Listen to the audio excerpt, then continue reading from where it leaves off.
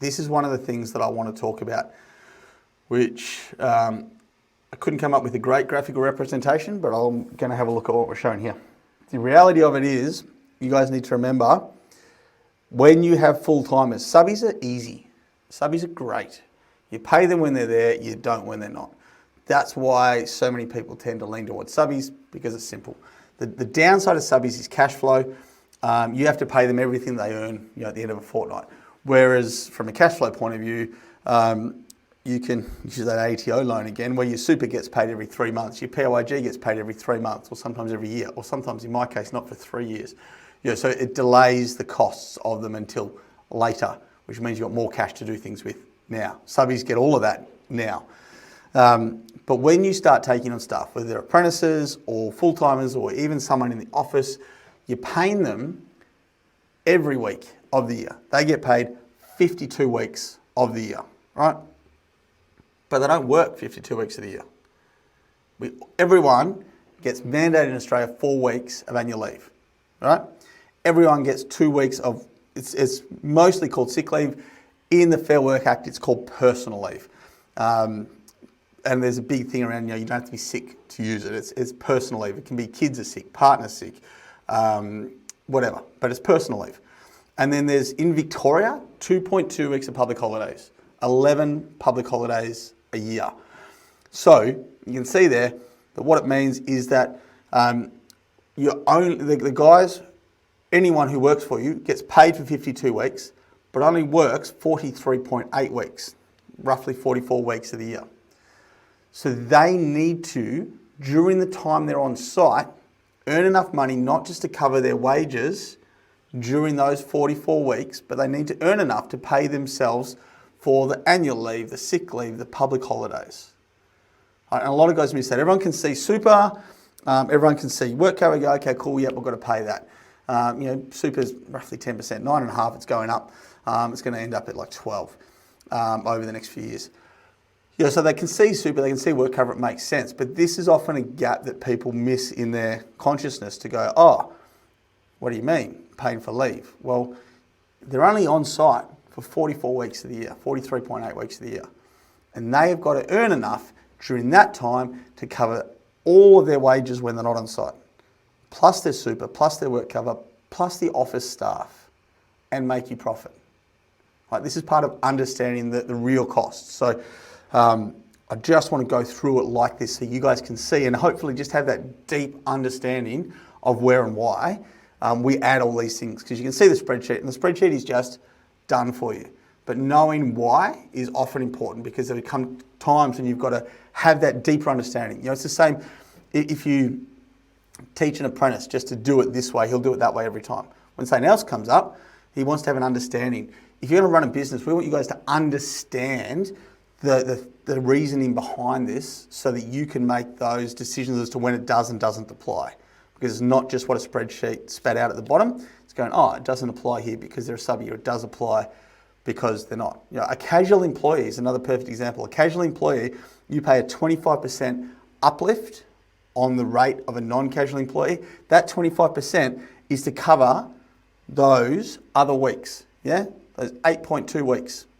Your annual leave, your sick leave, your public holidays. That pretty much covers all of them. So when you're paying casual loading, what you're actually paying is for all of the sick days. Because on average, most of our guys, they took about 3.2 sick days a year. Yes, we had staff who took 10, guaranteed every year. They took every sick day they ever got. We had other guys who never took a sick day. But when they leave employment, they get paid out any annual leave that they're owed. They don't get paid out sick leave. That just goes away. So, the sick leave, you don't end up with full-timers actually having that amount to pay out, but you could. They accrue it forever. Public holidays, they get paid out if they're employed at that point in time. It's something you've got to be careful of because the reality is that most of our public holidays are over the summer period. Now we're in this big dead spot of public holidays. We have Queen's birthday. The next one is fucking grand final day, which was the reason we got 11 rather than 10 like most of the other states, because it got added in as an election promise. You love a public holiday until you're an employer, then you hate them. And then Melbourne Cup. So there's this big empty patch. Then suddenly we hit Christmas and we've got bucket loads, Christmas Day, Boxing Day, New Year's Day, Australia Day, bang, back to back. And then, the same, there's another couple on Easter. So in those first few months of the year, there's heaps. So if you go and hire someone right before Christmas, even though they haven't been there with you for a long time, you suddenly got to pay them all these public holidays. So it's just a reality of it. So that's where this uplift comes from. The full-time employee, you've got to pay for that full 52 weeks. If you're thinking that casual works better, actually doesn't. Again, you've got to pay them, and they don't get leave, but you've got to pay them the equivalent that you're already paying for sick leave. They get an uplift loading that pays them for sick leave, whether they're sick or not. The same as subbies. You're basically paying them for sick days, whether they take them or not. Whereas full-timers are unlikely to be sick 10 days a year. You factor it in, but generally it's bonus money. OT. Why are we talking about OT? It's treated differently. You do not pay super on overtime. There is no super payable on overtime. So straight away, it makes things cheaper. The other thing is, most of the time, overtime can be really, really cheap.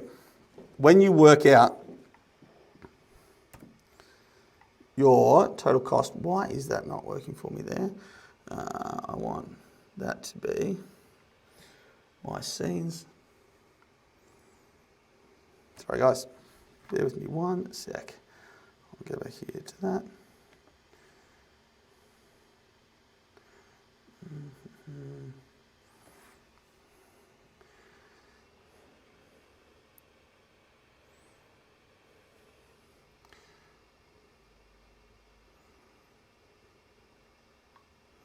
There we go, that's what I want. How hard is that? Let me try moving backwards. Hey, now it works. When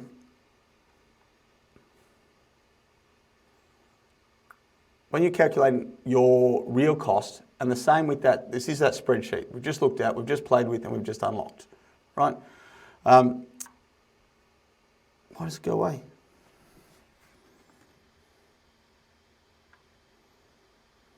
Sorry.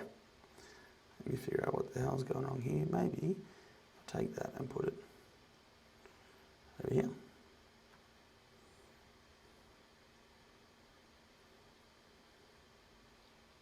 There it is. Awesome. So when you're talking about that spreadsheet that we were just looking at, right? It calculates your real total cost for your staff, right? So that's their wages, their leaves, annual, personal, public holidays, their super, their work cover, yeah? And it spits out the bottom this magic figure, X, that you need to know. X covers all the time they're not on site. Public holidays, it covers annual leave, it covers sick leave. It covers all their super, and it covers their work cover. All covered, right? Ticked off in that amount. So now, if you're paying them, I don't know, $40 an hour, and that ends up being, like $65 an hour, what happens when you pay them overtime? Well, the first 2 hours, it's time and a half. Yeah, so OT 1.5. $40 goes to $60 per hour. That's it. There's nothing else. There is no super. All your leaves, all your work cover, work cover actually you have to pay on OT, but that's the only one. Everything else is already covered in your magic number for your total cost. You don't need to allow in this number for leave because you're paying it for them in their standard 38 hours. You don't need to worry about super because super is not payable on overtime at all, period. Right?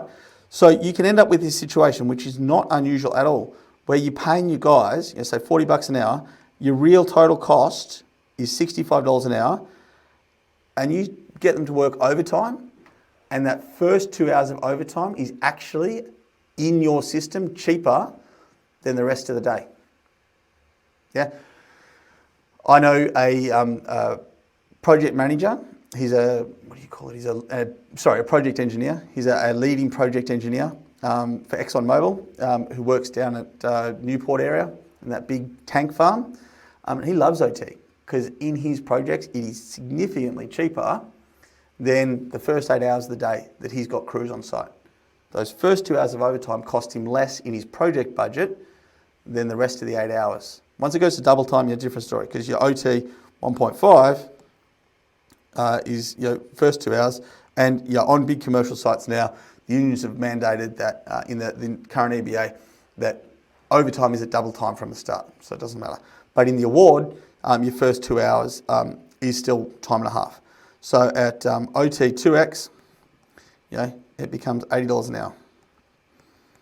Now again, it seems like this massive amount that you're paying someone to go on and do double time, but when their real total cost is 65, 65 to 80 isn't a massive uplift. So you've got to look at cost versus their real total cost and know those differences. So when you get to a point of having overtime thrown in the mix, it can be quite cheap for you guys to have people on overtime. And so it's worth knowing that, so that you know whether or not, our guys always worked a standard 9-hour day. It was 7 till 4:30. That was standard. When I was on the tools with my team, it used to be 7 till 5:30, because OT is cheap. It seems counterintuitive, but OT is cheap.